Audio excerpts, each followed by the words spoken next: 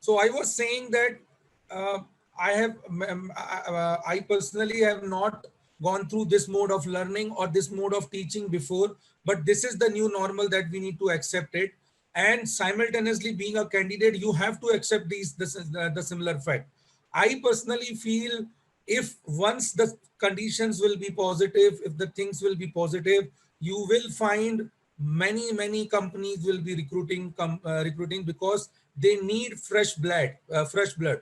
They don't want the old orthodox person, those who have old orthodox thinking. So आप लोगों की requirement उनके लिए हमेशा बनी रहने वाली है. I am into training for so many years. I was a part with Chetna Institute for almost 3 years. And in these years, मैंने अलग अलग कॉलेजेस के साथ एसोसिएटेड रहा हूँ, इंजीनियरिंग में रहा हूँ. I have seen this similar type of situation when I was doing my MBA in 2007-9. But trust me, 9-10 के बाद जो ईरा था वो काफी पॉजिटिव था. I can understand this is very unprecedented at present, but the only thing we can do is, the only two things that we can do personally, what my suggestion is, stay positive and keep learning. Keep learning में मेरा point यही है कि आप अपने आप को upgrade करते रहिए. Whenever the companies will have a requirement, you, me, and nobody knows the date. I can understand the date is not known to us, not known to anyone. But one thing is, if we are preparing ourselves, अगर हम अपने आप को upgraded रखते हैं, so the day when the company will be coming, आप तैयार रहेंगे और आपके पास ये पूरा strategy रहेगा कि आप उसको crack कर पाए. दूसरा इंपॉर्टेंट पॉइंट है मेरा, ग्रोइंग का यहाँ पर सिंपल मीनिंग ये है कि आप अपने आप जो हंगर ऑफ ग्रो करने का है उसको बरकरार रखिए. Grow in terms of salary is at present looks very difficult, but grow in terms of knowledge, grow in terms of your overall understanding. This is my basic meaning of growing here. At present grow आपको करना है, अपने knowledge को किसी भी तरीके से grow करना है. ट्रस्ट मी, एक बार अगर आप अपग्रेडेड रहे, इन फ्यूचर में आप जो लर्निंग कर्व है आपका, ग्रो लर्निंग कर्व अगर पॉजिटिव रहा, आप मॉनेटरी कर्व्स को भी बहुत हद तक एक्सपोनेंशियली बढ़ा सकते हैं, क्योंकि आप इस फेज से निकल के जाने वाले हैं. जस्ट इमेजिन, ये फेज से जो भी निकल के आगे बढ़ेगा वो ऑटोमेटिकली कितना स्ट्रांग होगा. मैं पर्सनली कॉर्पोरेट में, मेरी वाइफ भी एचआर है, मैं काफी बड़ा, मतलब इतना बड़ा, मतलब एल्यूमिनाई बेस है हमारे कॉलेज का, काफी सारे लोगों से मैं एसोसिएटेड हूँ. So when I generally talk with my HR friends, some HR colleagues, तो उनका यही कहना होता है कि बच्चों में सबसे बड़ा जो पॉइंट है वो लैकिंग, वो यही है कि they don't have that stability quotient, they don't have that consistency quotient. Trust me, अगर आप वो डेवलप कर लेंगे इस पर्टिकुलर फेज में, जो भी इस फेज में उसको डेवलप कर लेगा, वो आगे तक इन फ्यूचर में बहुत लंबे समय तक सरवाइव करने वाला है. तो कंसर्न इज, पॉजिटिव रहने के साथ साथ आप कंपल्सरी फोकस करिए लर्न करने के लिए. लर्न करने के मल्टीपल ऑप्शन है, that I will be surely sharing with you, surely talking with you. You have a option, मैंने अभी अनम्यूट नहीं किया है आपको, आप कभी भी अपने आप को म्यूट करके कर सकते हैं, but it is better if you will write your queries in chat box. Until unless if you are not my voice is not proper or any other some difficulty, then only you can unmute. Otherwise, in the last, I will be opening up for a question answer session also. There you can ask me any type of query. Management candidates can ask some their different queries, engineering candidates can ask different queries. Anyone can ask, but initially let me just have a quick overview about the conditions, companies visiting, कैसे आपके पास options हैं, अब नए options कैसे हैं, किस तरीके से कंपनियां नए लर्निंग पे या नए मोड पे आपको टेस्ट ले रही हैं, इस पे हम लोग थोड़ा सा फोकस करेंगे. सो आई एम प्रीटी श्योर आप पॉजिटिव रहेंगे एंड लर्न करते रहेंगे, ये दो चीजों पे फोकस करेंगे. At present I am showing you some IT companies test pattern, because management में as such specifically बहुत सारे टेस्ट पैटर्न्स अवेलेबल नहीं है. ये स्लाइड में ये विजिबल है, आप इसको देख सकते हैं. मेजरली अगर आप पॉइंट आउट करें, सबसे कॉमन मिलने वाला है, और वो है दो बेसिक चीजें जिसपे मैं आपके लिए फोकस करना चाहता हूं. वो है एप्टीट्यूड वाला सेक्शन एंड रिटन एबिलिटी वाला सेक्शन. देन पैरेलली आपका एप्टीट्यूड के साथ आपका रिटन एबिलिटी वाला सेक्शन. ज्यादातर कंपनियां will be asking for this. So if you are an engineering candidate, then these many companies will be available to you for campuses. These all companies are also recruiting in management colleges. These are also recruiting in MCA के बच्चों के लिए भी recruitment करती है. Why I have intentionally kept IT companies only? Because these are the only companies who have certain plan for recruitment. I repeat, these are the only companies which have certain plan for recruitment. Rest of the company may not have that certain plan for recruitment. So if you are a management grad, still you can apply for these companies, not only for engineering profile, but some other profiles also. But if you are an engineering candidate, let's say you are a mechanical or electrical, then also you can go for an IT company. And one thing, आप समझदार हैं, आप समझ सकते हैं, India is a service economy, ठीक है? तो सर्विस इकोनॉमी में आपको ज्यादातर जॉब सर्विस में ही मिलेंगी. अगर आईटी में जॉब्स हैं, वैसे ही आप बैंकिंग्स में जॉब्स मिलेगा. सबसे ज्यादा जॉब्स आपको बैंकिंग्स में मिलेगा, इंश्योरेंस में मिलेगा. यहां आपको सारे जॉब्स मिलने वाले हैं. सो ब्रॉडर सेंस अगर आप एस्पेक्ट लेते हैं, ज्यादातर जहां पर सर्टेनिटी है, मेरा ये स्लाइड दिखाने का मेजर फोकस पर्पस ये है कि दो चीजों पे है. एक तो आप तैयारी एप्टीट्यूड एंड रिटर्न की करना है एंड ग्रुप डिस्कशन की करना. दूसरा, जहां सर्टेनिटी है उस जॉब की तरफ आपको मूव करना है, rather than uncertain job. Uncertain job से मेरा मतलब है कोई ऐसा कंपनी जो आपके किसी फ्रेंड से, किसी पापा के या मम्मी के या किसी और रेफरेंस से आपको मिलता है, बट उसका कोई स्पेसिफिक वो नहीं है. मैंने देखा है मेरे लाइफ में कई बार बच्चे, जब मैं भी एमबीए करता था और मैं जब ट्रेनिंग में था, ये दोनों चीजों में मैंने ये चीज ऑब्जर्व की कि बच्चे रेफरेंस के थ्रू कंपनीज ज्वाइन कर लेते हैं, बट बहुत सारी कंपनियां वो ज्वाइनिंग दे ही नहीं पाती हैं. तो ये एक बहुत बड़ा कंसर्न है. इसलिए कुछ ऐसे सर्टेन कंपनीज की तरफ फोकस करिए जो एक तो आपको सर्टेनली जॉब देगा, सर्टेनली आपको खाली नहीं बैठाने वाला है, कुछ ना कुछ सीखने को मिलने वाला है. And as we are living in अ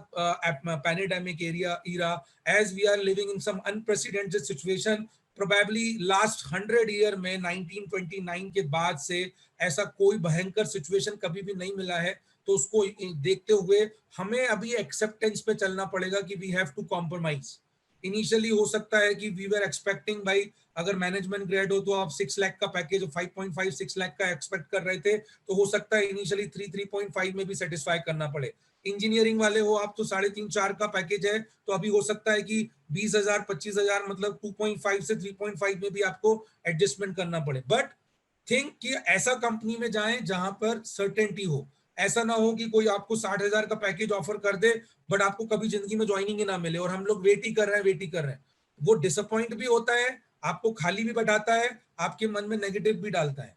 इसलिए ये स्लाइड का सजेशन यही है, काम करते रहिए. अगर आप अभी भी आप इंजीनियरिंग में हैं या एमबीए में हैं, start doing some internship, short internship.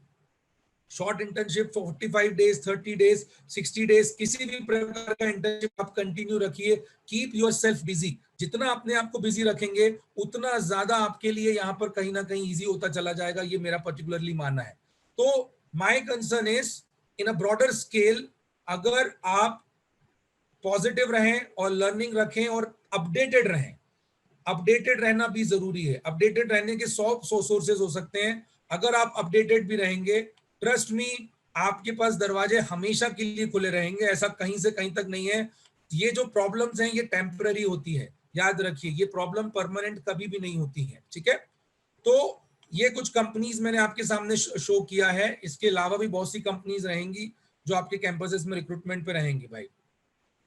Now most important thing, ये आप क्या मुझे बता पाएंगे चैट बॉक्स में which all employability test are there in our country and what does employability test? अगर आप चाहें तो अनम्यूट करके बता सकते हैं. Do you know this particular concept called employability test? What exactly they do? Anyone can tell me? Let it be bit interactive. Why I am discussing this employability test? Because considering the present situation, as companies will not going to visit your campus, let's say for next 3-4 months, but I think they will not stop recruiting. They will definitely recruit candidates because they need persons. You can understand, you will not be joining immediately. आप वैसे भी join करने वाले हैं बाद में, ठीक है. सो कंसिडरिंग दिस फैक्ट, क्या आप बता पाएंगे कि एम्प्लॉयबिलिटी टेस्ट का मतलब क्या है? या you can write in chat box also, come on. Okay, Surbhi, aptitude test maybe, but what exactly the concept of employability test means? Why I am discussing, you will come to know knowledge. Excellent, Shriram. Shriram has given the almost absolutely correct answer. Nupur, correct skills. So basically, अब अगर मैं मान के चलिए at present Nagpur में हूं और मेरी एक मैन्युफैक्चरिंग ऑर्गेनाइजेशन है and I want to recruit candidates from Mumbai, या फिर मैं मुंबई में हूं और I I want to recruit candidates from Hyderabad और फ्रॉम भोपाल और from Indore, I can't afford, TCS नहीं हूं मैं आरआईएल नहीं हूं कि मैं चला जाऊं हर हर हर शहर में और वहां पे मैं एचआरस को भेज दूं, मैं छोटा कंपनी हूं। तो मुझे अगर किसी बंदे को रिक्रूट करना है तो आई मस्ट नो उसकी स्किल्स क्या है बेसिकली। तो वो बेसिक स्किल्स को बताने के लिए, अब कॉलेज पे तो मैं भरोसा नहीं कर सकता हूँ, कॉलेज तो बोलेगा मेरा हर बच्चा A1 है, बिल्कुल परफेक्ट है। तो what generally companies do is they believe on third party vendors.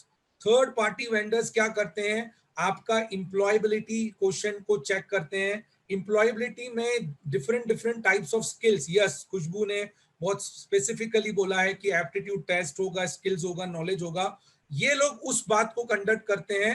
And trust me, उनसे हमें एक स्कोर के फॉर्म में आपका स्किल समझ में आता है। Although I can understand it may not be 100% true, but it is more accurate कि आपका एम्प्लॉयबिलिटी कैसा है। And that employability test actually helps many companies, thousands of companies in a country to recruit. So कुछ employability test मैंने आपके सामने रखे हैं। ये इसमें से कुछ टेस्ट जो है वो इंजीनियरिंग के लिए पर स्पेसिफिक है, बट बहुत सारे टेस्ट जो हैं वो जनरल हैं। जनरल कहने का मतलब है they are recruiting for management, non engineering मतलब ग्रेजुएट जो होंगे बीबीए, बीसीए, बीकॉम, अलग अलग स्किल्स पे they are recruiting. So when I say MCAT, MCAT is one of the very common type. MCAT aspiring mind वालों का ये होता है और ये सबके लिए है, ठीक है। अगर आप इंजीनियर है तो भी आपके लिए है, एमबीए वाले हो तो भी है, एंड मोस्ट इंपॉर्टेंटली अगर आप नॉन इंजीनियर, नॉन एमबीए हो, ग्रेजुएट भरो, बीबीए हो, बीकॉम हो, बीसीए हो, बीए हो, तो भी आप ये टेस्ट को अपीयर कर सकते हैं। The best part of this test MCAT is ये आपका एप्टीट्यूड टेस्ट, स्किल को एप्टीट्यूड टेस्ट को तो करेगा ही करेगा टेस्ट, प्लस आपका साइकोमेट्रिक टेस्ट भी करने वाला है, एंड देन आपका टेक्निकल स्किल्स भी करने वाला है। मान के चलिए आप एमबीए में हैं और एमबीए आपका फाइनेंस में आप कर रहे हो, अगर एमबीए फाइनेंस में कर रहे हो तो in technical round they will be asking some question based on finance concept. अगर आप इंजीनियरिंग कर रहे हैं और इंजीनियरिंग आप मैकेनिकल में कर रहे हैं तो in technical round they will be asking technical questions on technical question on mechanical. So इस तरीके का ये टेस्ट प्लान्ड होता है, ठीक है। तो ये एक स्पेसिफिक टेस्ट है। My personal suggestion to each and every one of you is, अगर अभी हमारे पास ऑप्शंस की कमी है, डोंट वेट। सी आइडियल आप अगर बैठे हैं वो उतना ही डेंजरस है आपके इन फ्यूचर के लिए जितना कि आपको डेंजरस लगता है घर से बाहर निकलना। ट्रस्ट मी, कोरोना डेफिनेटली आपको बचा लेगा अगर आप घर पे रहेंगे या एक जगह पे बैठे रहेंगे, कोरोना से जरूर बच जाएंगे, बट फ्यूचर में जो प्रॉब्लम्स आपके साथ क्रिएट होगा वो बहुत मुश्किल होगा आपको उसको कोप अप कर पाना। इसलिए हमको पैरेलल लड़ाई लड़नी है, घर पे भी रहना है, एंड पैरेलली हमको घर पे बैठने के साथ साथ हमें एक काम और ये करना है कि एप्टीट्यूड की प्रिपरेशन करते रहना है और साइकोमेट्रिक और ये सब करते रहना है। The best part of MCAT is psychometric test जो है उसका सबसे हैवी वेटेज होता है। नाउ साइकोमेट्रिक टेस्ट, आप में से जो MBA HR में है they can understand, under psychometric test you will be we will be identifying your ability or आपकी पर्सनालिटी, बेसिकली पर्सनालिटी क्वेश्चन मुझे जानना है यहाँ पे। आप भी जान रहे हैं कि आज की सिचुएशन में आपका परसेंटेज, आपका कॉलेज, बहुत हद तक आपके एप्टीट्यूड के मार्क्स भी उतने ज्यादा रेलिवेंट नहीं रह गए जितना आपकी पर्सनालिटी रह गई है। आपकी थिंकिंग, आपकी स्टेबिलिटी, आपका कंसिस्टेंसी और आपका स्किल, ये अगर मुझे पता रहेगा तो मैं आपको बोल रहा हूँ सारे कंसिडरेशन में माफ कर सकता हूँ। आज मैं जब अपने फ्रेंड से HR से बात करता हूँ तो ये लोग बोलते हैं। तो इतने सारे टेस्ट हैं भाई, अलग अलग प्रकार के हैं, इसमें से कुछ मैनेजमेंट के लिए हैं बट मैक्सिमम इंजीनियरिंग के लिए तो है ही। ये TCS वालों ने अपना खुद का एक टेस्ट चालू किया था इंजीनियरिंग बच्चों को रिक्रूट करने के लिए। They had extended this test to some other fields also, management में भी उनका हुआ है और अदर उसमें भी they had conducted. CoCubes is one of the very common company which conduct colleges, देखो लिखा हुआ उन्होंने कनेक्टिंग कॉलेज एंड कंपनीज, तो भाई ये कनेक्शंस बैठाने का काम करते हैं। तो ये ऐसे, अब सीएट हो गया, इन्होंने खुद का अपना टेस्ट ना करते हुए फ्रेशर वर्ल्ड के साथ इन्होंने ज्वाइन करके रखा है। ELitmus is very very common exam for engineering candidates, ये फेमस है डिफिकल्टी लेवल के लिए, इसका डिफिकल्टी लेवल अच्छा खासा होता है। तो ये सारे टेस्ट हैं जो अभी आपको अपीयर करना है, बट याद रखिए इनका चार्ज होता है, तो ये कोई फ्री टेस्ट नहीं है। तो अगर इनका चार्ज है तो, और चार्ज भी मैं आपको बोलूंगा मैक्सिमम जो होगा वो 1500-2000 तक होगा, और 600 रुपए से शुरू होकर 2000 तक रहता है। तो अगर इनका चार्ज है और 600 रुपए भी है, मिनिमम भी है, या 2000 भी है, तो भी तैयारी किए बगैर मत बैठिए, क्योंकि कहीं ना कहीं हो सकता है आपका सीवी सर्कुलेट होते होते पता नहीं कब आपकी ड्रीम कंपनी तक पहुंच जाए और आपको खबर भी ना हो, और वो वन फाइन डे आपको कॉल आ जाए। मेरे 6 ईयर से I am running this organization Vikalp education. Best part of employability test is generally companies इसमें एग्जाम कर देती है परसेंटेज क्राइटेरिया, जनरली कंपनीज इसमें एग्जाम कर देती है आपका टेक्निकल नॉलेज, जनरली कई बार कंपनी एप्टीट्यूड के भी मार्क्स को रेक्टिफाई कर देती है, बट जब वो आपके कॉलेज में आती है तब एग्जाम नहीं करती है। तो ये आपको समझना है कि भाई कॉलेज में आती है कंपनी तो इससे अच्छा कुछ बात नहीं है, बट अब आने के चांसेस फिलहाल आने वाले 3 महीनों में बहुत डिफिकल्ट है। तो कंपनीज के पास पूरा मतलब आप कह लीजिए इंफ्रास्ट्रक्चर तैयार है। टीसीएस तो आपको पता ही होगा कि TCS is basically known for conducting exams in our country, बड़े बड़े एग्जाम्स बैंकिंग के, बड़े बड़े एग्जाम्स, अभी कैट वगैरह के एग्जाम्स भी, और अभी लॉ एंट्रेंस के एग्जाम, आईएम्स के एग्जाम्स, ये सारे एग्जाम टीसीएस ही कंडक्ट कर रहा है। तो एक पूरा रेडीमेड इंफ्रास्ट्रक्चर है। जैसे मैं आपके सामने बात कर रहा हूँ, एक वेबकैम लगा के इस एरिया को मैं सील्ड करने का मतलब है कि इस एरिया को जितनी जगह पे मैं बैठा हूँ उसको करके I can appear for proctor test. There is a new concept called proctor test, तो वो भी उनके पास ऑप्शन है भाई। तो proctor test is always available, वो आप देख सकते हैं, ठीक है। तो प्रॉक्टर टेस्ट इज बेसिकली इसी के लिए ही जाना जाता है, इसी चीज के लिए जाने जाते हैं कि आपको घर से नहीं निकलना है, घर पे बैठे बैठे आप वेबकैम के सहारे से आप टेस्ट दे दीजिए। तो आप मान के चलिएगा, आप जो भी कॉलेज में पढ़ रहे हैं, हो सकता है कंपनियां आपको शॉर्टलिस्ट करे और कंफर्म है वो बोले कि भाई हमको इनका प्रॉक्टर टेस्ट करना है, और वीडियो कॉन्फ्रेंसिंग या अलग अलग ऐप है, आपको जानते हैं, अभी तो मैं जूम में आपके साथ हूं, और इसके जैसे और भी बहुत सारी ऐप्स हैं जहां से मैं इंटरव्यू डायरेक्टली ले सकता हूं। पैनल आपके सामने बैठा हुआ होगा, आप बस इतना ही होगा कि अब फिजिकली आप एक सामने नहीं है, बट बीच में आपके सामने एक डिजिटल प्लेटफॉर्म रखा हुआ है। तो समझ का बात इतना है, अगर आप खाली रहेंगे और अपने आप को प्रिपेयर नहीं करवाएंगे, आपके पास ये एक बहुत बड़ी कमी रह जाने वाली है, और वो कमी रहेगी आपकी प्रिपरेशन का जो लेवल अगर कम रहा, कंपनियां आपको दूसरा मौका नहीं देने वाली है। याद रखिए, क्योंकि एक ही मौका मिलेगा तो ये हमारी किस्मत है, क्योंकि इस सिचुएशन के हिसाब से तो उस मौके को इनकैश करना है। ऐसा ना हो कि वो मौका हमको मिले और हम तो बोलें कि सर हमको तो पता ही नहीं था, हमारा तो कॉलेज ही नहीं खुला, हम तो कॉलेज ही नहीं गए, हम तो पिछले 6 महीने से घर पे बैठे हुए हैं, तैयारी कैसे करें। तो भाई अब बहुत सारे मोड हैं, जिस तरीके से मैं आपके सामने लेक्चर ले रहा हूँ वैसी तैयारी भी की जा सकती है। तो ये याद रखिएगा, कुछ एम्प्लॉयबिलिटी टेस्ट के बारे में मैंने आपको बताया, और भी मैं इसमें और डिस्कशन करूंगा भाई। टीसीएस इॉन के बारे में डिटेल है ये। If you are an engineering candidate you can think over it, अगर आप नॉन इंजीनियर हैं इसी के जैसा टेस्ट आपको मिल सकता है। इस साल का अभी तक कुछ पता नहीं है, इस साल का उन्होंने डिफरेंस नहीं किया है, इसलिए मैं नहीं बता रहा हूँ, केवल एक स्लाइड शो कर रहा हूँ, ताकि नेक्स्ट टाइम जब आप वीडियो देखें तो आपको पता रहे कि भाई ये सब चीजें भी थी जो पॉसिबिलिटी मुझे सर्च करनी है। अगर आप अभी नोट्स नहीं भी बना पाएंगे तो ये वीडियो अवेलेबल है, हमारा यूट्यूब पे अवेलेबल रहेगा, आपको आसानी से इसकी डिटेल मिल जाएगी। एमकेट के बारे में मैंने स्पेसिफिकली बताया, देखिए इसका पैटर्न जो है वो आपके सामने है, 3 राउंड में होता है। पहला राउंड आपके लिए रहेगा क्यूए इंग्लिश एंड लॉजिक, जिसको हम एप्टीट्यूड बोलते हैं, ये पहला राउंड रहने वाला है। दूसरा रहने वाला है पर्सनालिटी इन्वेंटरी, मतलब यही साइकोमेट्रिक टेस्ट की मैं आपसे बात कर रहा था, और तीसरा होगा डोमेन स्पेसिफिक। तो इन तीनों का कंबाइंड स्कोर निकलता है।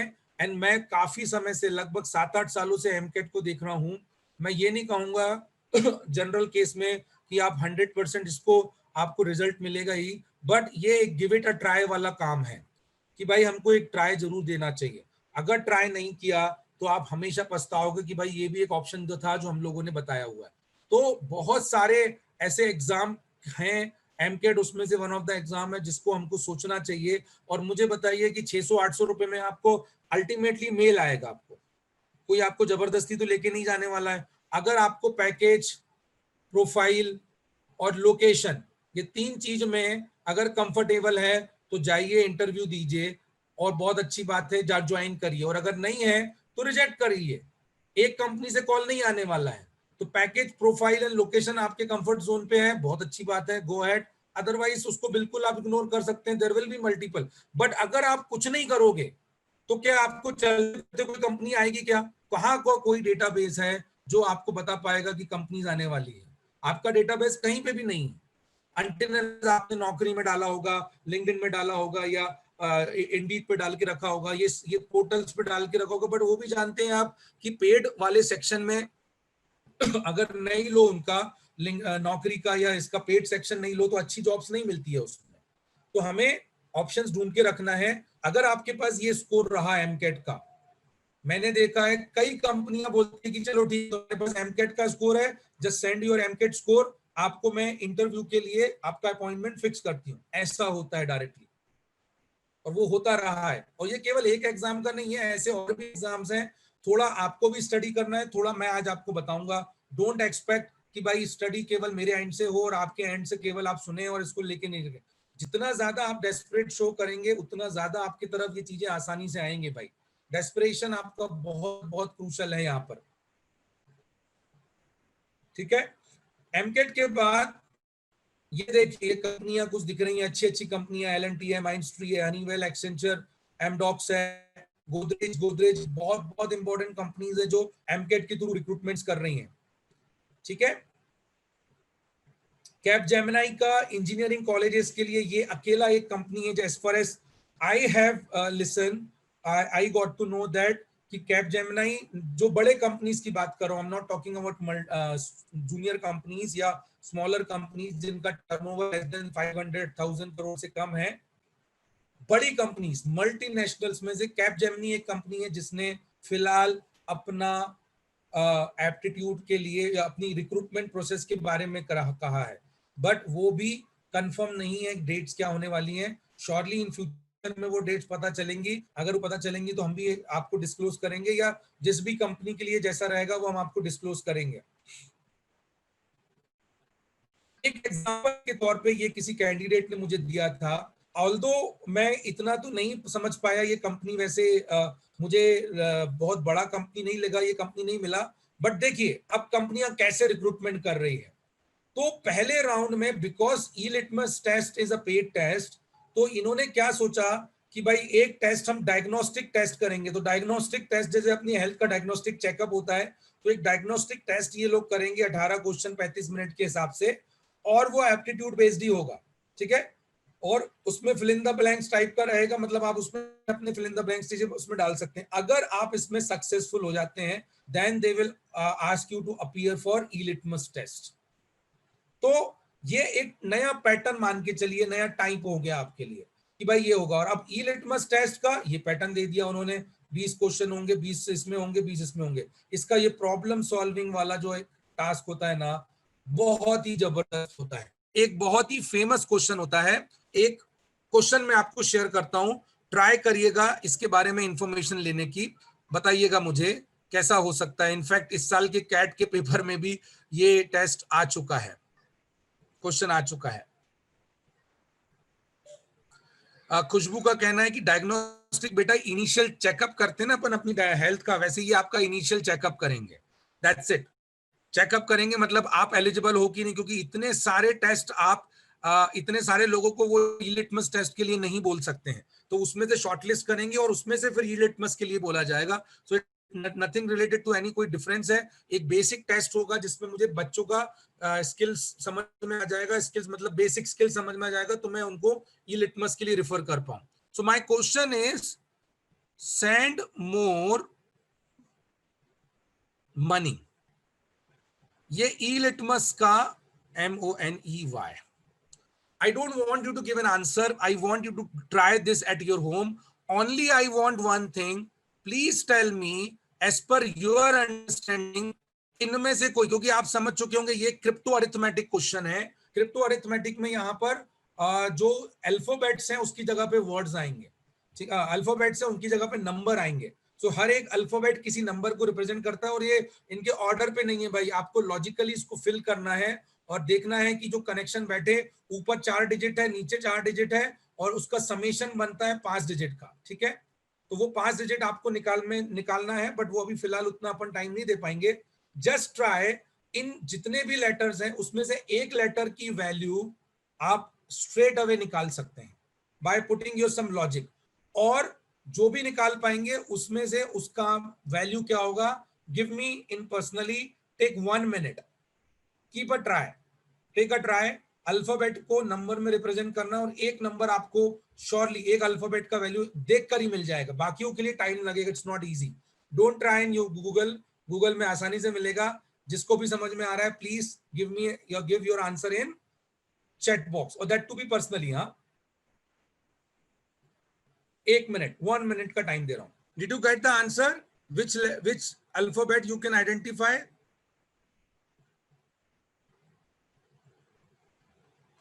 यस, आप आइडेंटिफाई कर सकते हैं एम की value straight away by looking it, and M compulsory यहां पर 1 होगा. बिकॉज लॉजिकली जस्ट सोचिए, इसके लिए कोई आपको फंडामेंटल्स की जरूरत नहीं है. एस और एम ये दोनों सिंगल डिजिट्स हैं. मैक्सिमम सिंगल डिजिट 9 हो सकती हैं. दोनों को अगर मैंने, वैसे तो दोनों 9 नहीं होंगे, अगर मैंने दोनों को 9 भी लिया, कोई भी दो मैक्सिमम सिंगल डिजिट को मैं ऐड करूंगा तो इसका सम कितना आएगा? 18. अगर पीछे से कैरी फॉरवर्ड होके भी आया तो भी सम कितना आएगा? 90. इसका मतलब है कि बाजू में जाके वो 1 गिरेगा वहां पर. तो 4 डिजिट्स को जब आप ऐड करोगे दूसरी 4 डिजिट को, और अगर उसमें से एक कैरी फॉरवर्ड गिर रहा है तो वो एम है, और वो अगर कैरी फॉरवर्ड 1 गिर रहा है तो वो 1 ही हो सकता है. कैरी फॉरवर्ड अगर गिर रहा है तो वो 1 ही हो सकता है. 1 के अलावा कोई नंबर हो ही नहीं सकता है. तो यहाँ ये लॉजिक्स आपको ऐसे अप्लाई करने पड़ते हैं. ये जो प्रॉब्लम सॉल्विंग है उसमें इस टाइप के क्वेश्चंस आपको मिलते हैं. It's really wonderful to have these type of question, and trust me, once you will start solving, आपको भी मजा आने लगेगा इन सब क्वेश्चन को करने के लिए. अगर आपने पहले इन सबको नहीं किया था तो फिर प्रोबेबली हो सकता है कि ये दिक्कत होगा. So this is the way the types of recruitment process can be there. Principal global solution एक एग्जांपल मैंने आपको लिया कि ऐसा कुछ सोल्यूशन भी, ऐसा कुछ हो भी सकता है जिसका पहले राउंड में वो खुद शॉर्टलिस्ट करके फिर आपको लिटमस के लिए बैठा ले, है ना. और डिपेंडिंग ऑन कंडीशन, तो company will have multiple permutation combinations. हाँ, डजंट मैटर कि ओनली वन पर्टिकुलर प्रोसेस पे वो लोग फॉलो करेंगे.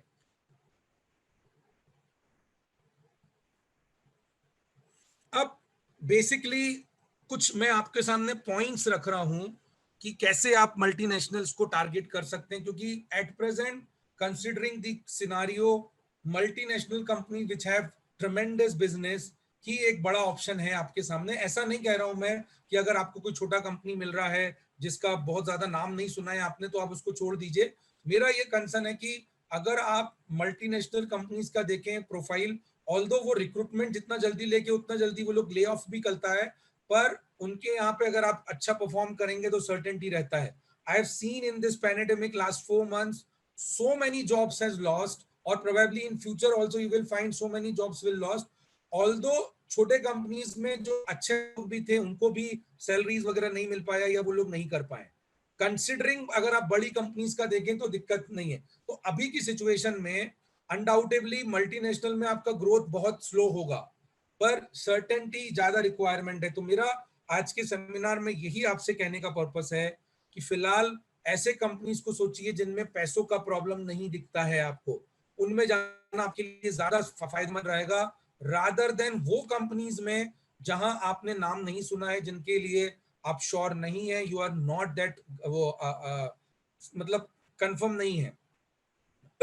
अब इसके लिए आपको क्या करना है, सिंपल मैं बताता हूं. ध्यान से सुनिएगा इस बात को. ये चीज को आपको करना है, जो सबसे इंपॉर्टेंट है वो थोड़ा मैं लास्ट में बोलूंगा. पहले इनिशियली जो आप जनरली कर रहे होंगे या और एड ऑन करना है. सबसे पहली बात, जो सोशल मीडिया पोर्टल्स हैं उसमें आपको एक रेज्यूम बनाना है, बट रेज्यूम ध्यान रखिएगा, रेज्यूम ऐसा नहीं होना चाहिए जो आपके कंप्लीट पर्सनालिटी को नहीं इस मतलब डिस्क्लोज कर पा रहा है। यहाँ ये आपको ध्यान रखना है, रेज्यूम आपका एक ऐसा होना चाहिए जो आपके कंप्लीट क्वालिफिकेशन और कंप्लीट क्वालिटी और कंप्लीट आपके स्किल्स को एक स्नैपशॉट दे सके। It could be in one page और इट कुड बी एनीथिंग। तो रेज्यूम राइटिंग पे भी हम सेशन करते हैं, ma'am will definitely take a session on resume writing.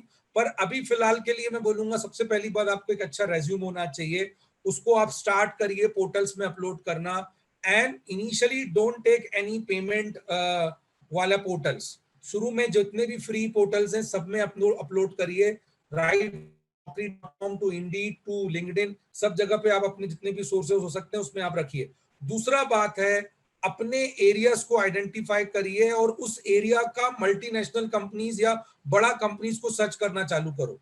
तो जैसे एग्जांपल के तौर पे आप आईटी एरिया को इनकैश करना चाहते हैं, तो आईटी में सबसे बड़ा कंपनी आज आपके लिए टीसीएस है, आपके लिए कैपजेमिनी है, एक्सेंचर है। इन सारी कंपनीज के जितने भी सारी कंपनीज की वेबसाइट में जाइए, आज ही जाइए वेबसाइट में जाके करियर का ऑप्शन देखिए और देखिए उनके क्या रिक्रूटमेंट्स हो रहे हैं। एंड कंपलसरी मेल शूट करने का ऑप्शन होता है, तो एक अच्छा बॉडी मेल का तैयार करना है कि आपके बारे में जो मेल में उसमें लिखा हो, एंड उसमें रेज्यूम अटैच करिए बड़े फॉर्मल तरीके से, बढ़िया वहां पे वो होना चाहिए, मेल आईडी आपका प्रॉपर रहे, and then shoot a mail सभी को, एक एक एक एक एक, एक जितने भी हो सकते हैं।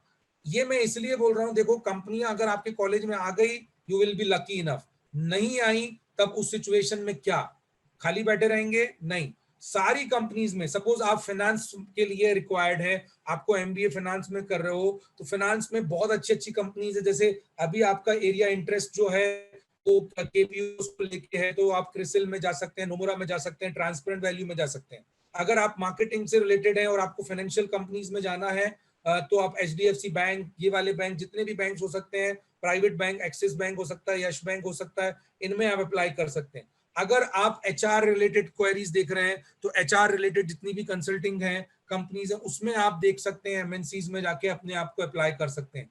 एंड मल्टीपल जॉब्स अवेलेबल हैं, बस शर्त है कि हमें सही समय पे हम उसको अपने आप को लिख के रखें, अप्लाई करके रखें। तो सबसे पहली चीज तो आपको रेज्यूम बनाना है, रेज्यूम बना के सोशल मीडिया में जितने भी सोशल प्लेट जो भी आपके प्रोफेशनल प्लेटफॉर्म्स हैं उसमें डालना है। और तीसरी चीज, जितनी भी कंपनियों को आप टारगेट कर रहे हैं, लिस्ट बनाइए उसका, और उन सारी कंपनियों के एक एक बार वेबसाइट में जाके, उनके करियर्स में जाके, एचआर का जो उनका मेल आईडी है, करियर्स वाला जो मेल आईडी है, उस पर मेल शूट करिए। ठीक है। इसके बाद सबसे पहली चीज, सबसे इंपॉर्टेंट बात जो मैंने जैसे आपको बोला था, एनालाइज करना जरूरी है कि हमारी स्किल सेट अभी फिलहाल क्या है। एक बार आप अपने आप से बात करिए। आपको ये मैं जो बोल रहा हूँ थोड़ा सा फिलोसफिकल लगेगा, थोड़ा सा बाबागिरी टाइप का लगेगा, बट ट्रस्ट मी, अगर मैं आपके सामने होता तो मैं आपको बिल्कुल इसको रियलाइज करके बताता, क्योंकि यही हम लोगों का तरीका है बताने का, कि भाई मैं रियलाइज करता कि आप यहाँ स्ट्रांग हो और यहाँ वीक हो। अभी फिलहाल मैं नहीं कर सकूंगा, आप भी जानते हैं हम 1-1.5 घंटे के लिए मिलते हैं, तो इसमें मैं क्या बता पाऊंगा। तो आपको करना पड़ेगा। आपको क्या करना है, जस्ट आप एक पेपर पेंसिल में अपना स्वैट एनालिसिस करिए। लगता होगा बच्चों के जैसा, बट स्ट्रेंथ, वीकनेस, अपॉर्चुनिटी और थ्रेट में स्ट्रेंथ एंड वीकनेस आपका कंपलसरी सामने होना चाहिए। आपको पता चलेगा कि भाई कम्युनिकेशन मेरा स्ट्रॉन्ग एरिया है या कम्युनिकेशन मेरा वीक एरिया है। एप्टीट्यूड में मेरा क्वांट वाला सेक्शन वीक है और रीजनिंग वाला सेक्शन में मैं अच्छा करता हूँ, या फिर नॉलेज पॉइंट ऑफ व्यू से टेक्निकल में मैं अच्छा हूं या बुरा हूं, जो कुछ भी है मुझे नहीं मालूम है। यहाँ जितने भी लोग बैठे हैं सब अपनी अपनी अलग अलग स्किल्स के साथ बैठे हुए हैं। आपको पॉइंट आउट करना पड़ेगा, लिखना पड़ेगा। याद रखिए, स्ट्रेंथ पे आपको वर्क करना है, स्ट्रेंथ को आपको इंप्रूव, स्ट्रेंथ को आपको हमेशा से अपग्रेड करते रहना है और वीकनेस को इंप्रूव करना है। ये आपका स्टेटमेंट हमेशा याद करते रहना है। स्ट्रेंथ कभी भी एक स्ट्रेंथ नहीं हो सकती, वो हमेशा अपग्रेडेड होनी चाहिए। जैसे अगर आपने बोला कि I am the person who always keen on learning, तो उसको साबित करके बताओ कि आप कैसे लर्न कर रहे हो। तो अपने आप को देखो कि लर्निंग में क्या क्या आपके पास पॉइंट है। एप्टीट्यूड में क्वांट अगर आपका सेक्शन अच्छा है तो उसको और प्रैक्टिस करते रहो। और वीक एरियाज को, अगर आपको अपनी वीकनेस नहीं पता है, इसका मतलब आपने कभी भी अपनी पर्सनालिटी को एनालाइज ही नहीं किया है। जो मेरे साथ अभी यहाँ एचआर वाले बैठे हैं वो मेरे इस बात से एग्री करेंगे। अगर आपको अपनी पर्सनालिटी को समझना है तो सबसे पहले आज ही पेपर में जाके अपनी वीकनेस रखना, और वो वीकनेस कम से कम 3 से 5 लोगों से क्रॉस चेक करवाना। आपको क्या लगता है और आप हैं क्या। जिस दिन आपको ये पता चलेगा कि भाई मैं तो ऐसा सोचता था अपने बारे में, मुझे तो ये है, अपने आप देखिएगा आपका इंप्रूवमेंट होना लगेगा। ठीक है। एंड फाइनली इनमें कैसे पढ़ाई करना है वो आगे की स्लाइड में बता ही दूंगा। बट फाइनली कंपनीज जो है, मल्टीनेशनल कंपनीज हैं, याद रखिएगा वो सबसे ज्यादा इस बात पे कीन है कि आपकी स्टेबिलिटी कितनी है, आप कितने लीनियंट है, कितने फ्लेक्सिबल है, कितना आप डिवोटेड हैं अपने काम के लिए, रादर देन आपके नॉलेज, रादर देन आपके परसेंटेज। परसेंटेज तो मैं बोल रहा हूं 5 साल पहले ही ये परसेंटेज का सिस्टम खत्म हो गया था। कोई नहीं पूछेगा भाई। अगर आपने एलिजिबिलिटी क्राइटेरिया को पास किया 60 के ऊपर, 60 के ऊपर आप, जैसे मैं बोलूंगा 60 के ऊपर, तो वो 61 भी होता है और 91 भी होता है, डजेंट मैटर। 90-95% कंपनियों के लिए डजेंट मैटर। हाँ, अगर कोई कंपनी करोड़ों में पैकेज दे रही होगी भाई, आई एम प्रीटी श्योर आपको मिलेगा फ्यूचर में, तब उसके समय पे जरूरत पड़ेगी, तब भी मेरे ख्याल से आपका लेटरल ही होगा वो। तो अभी फिलहाल आपको देखिएगा वो ये देखने वाली है कि आप फ्लेक्सिबल। फ्लेक्सिबिलिटी का मतलब क्या है मेरा, जैसे अभी मैं मुंबई में हूँ, जनरली मैं मुंबई में, लोग मुझे बोलते हैं कि भाई मैं मुंबई में हूँ तो मैं कहीं और सिटी में जाना नहीं चाहता हूँ। अरे भाई अभी आपको जॉब करना है मुंबई में, अगर आप हो मुंबई में, अगर आपको जॉब नहीं मिलता है तो आपको डेफिनेटली घर तो नहीं बैठना है। तो you need to be flexible enough to accept the offer that if you will send me to Hyderabad और चेन्नई और let's say Pune also, I will love to move. दूसरा, वो आपसे क्वेरी पूछ सकता है कि भाई आप फ्यूचर में बिजनेस, आप 5 साल के बाद अपने आप को क्या प्लान करने वाले हो। जनरली बच्चे आंसर क्या करते हैं, मैं खुद का बिजनेस शुरू करूंगा। भाई अगर आप 5 साल के बाद कंपनी का बिजनेस शुरू करोगे, जरा थिंक करो, सोचो इस बात को। शुरू का 1 साल तो आप कंपनी के लिए कॉस्ट थे, पहले 1 साल तक आप कॉस्ट ही रहे क्योंकि वो ट्रेन करता रहा। उसके बाद आपको 2-3-4 साल में आपको उसके लिए रेवेन्यू बने, और 5वें साल पे जाके उसके लिए प्रॉफिट सेंटर बनोगे। और 5वें साल में जब प्रॉफिट सेंटर बनोगे, आप छोड़ के भाग जाओगे तो वो एक्सेप्ट करेगा क्या भाई। उसके मुंह पे अपन नहीं बोलना चाहिए। तो आपको ये बातों पे बिल्कुल ध्यान रखना है कि स्मार्टली कैसे डील करना है। और सबसे बड़ी बात फ्लेक्सिबिलिटी और अपनी कांस्टेंट की ये ध्यान रखना है कि कमजोरियां अगर आपको पता रहेंगी, आप आसानी से उसको अपग्रेड करोगे, उसको अपने स्किल्स में इंप्रूवमेंट में लाओगे, और जैसे ही आप स्किल्स इंप्रूवमेंट में लाओगे वो सामने आएंगी आपके। ऐसा नहीं होगा कि वो छुपी रहेंगी। इसलिए आपको मैं बोल रहा हूँ कि स्किल सेट को सामने रखना है, फ्लेक्सिबल रहना है, पैकेज के लिए फ्लेक्सिबल रहना है, लोकेशन के लिए फ्लेक्सिबल रहना है। अभी लड़कियां जो रहती हैं, खासकर गर्ल्स के लिए, ये जो रोटेशन होता है जॉब का, शिफ्ट्स होती हैं, उसके लिए फ्लेक्सिबल रहना है। अरे भाई आप भी जान रहे हो कि आज कंपनियां वर्कआउट कर रही है कि कैसे भी मैं घर पे काम करने को सिखाऊं आपको। वो भी नहीं चाहती इंफ्रास्ट्रक्चर कॉस्ट देने का। अरे आप सोचिए, इंटरनेट कॉस्ट से लेके सारा कितना कॉस्ट उनका बच गया और इंफ्रास्ट्रक्चर कॉस्ट बच गया। तो वो चाहती है कि आप घर पे रहो, बट वो ये चाहती है कि आप आइडिया से क्लियर रहो। अगर आपका आइडिया से आप क्लियर नहीं हो ना तो डिफिकल्ट होगा भाई। तो मल्टीनेशनल कंपनीज का मैंने आपको बता दिया। अब आते हैं अपन प्रिपरेशन का क्या करना है भाई, कैसे करना है। Undoubtedly this is the first thing that you need to deal with, aptitude.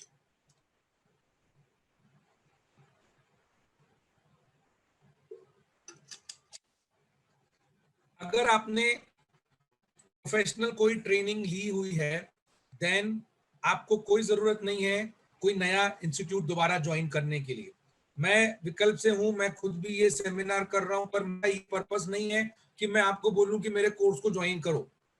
मेरा पर्पस ये है, अगर आपने ट्रेनिंग ली हुई है, मैंने क्यों बोला प्रोफेशनल ट्रेनिंग की जरूरत है, क्योंकि ध्यान रखिए ये कोई सब्जेक्ट नहीं है कि आप बोले मैंने सब्जेक्ट की तरह इसको मैंने रख दिया। क्वांट को अपन ने और पढ़ लिया, एग्जाम है, जैसे परसों कंपनी आने वाली है और अपन ने उठाया क्वांट का आर एस अग्रवाल, रीजनिंग का आर एस अग्रवाल, वर्बल की मैंने कुछ चीजें कर ली और जाके अपन को वहां पे पता है कि ये 50 क्वेश्चन आने वाले हैं। ये गलत ही अप्रोच है भाई आपका। अगर ऐसा है तो आई एम प्रीटी श्योर आप समझते होंगे ये नहीं होगा, बट तो भी मेरा काम है मैं आपको इस बात से आगाह करूं। कुछ बातें मेरी थोड़ी सी अपफ्रंट रहेंगी और मैं यहाँ पे आपको अपफ्रंट ही रहना चाहता हूँ। आप जितना मैं अपफ्रंट रहूंगा उतना ज्यादा आप चीजों को क्लियर होकर समझ पाने वाले हैं। सो पॉइंट बहुत क्लियर है मेरा, एप्टीट्यूड में सबसे पहली चीज आप ध्यान रखिए। पहली चीज तो आपने किया है कि ट्रेनिंग नहीं किया है, ज्वाइन करिए।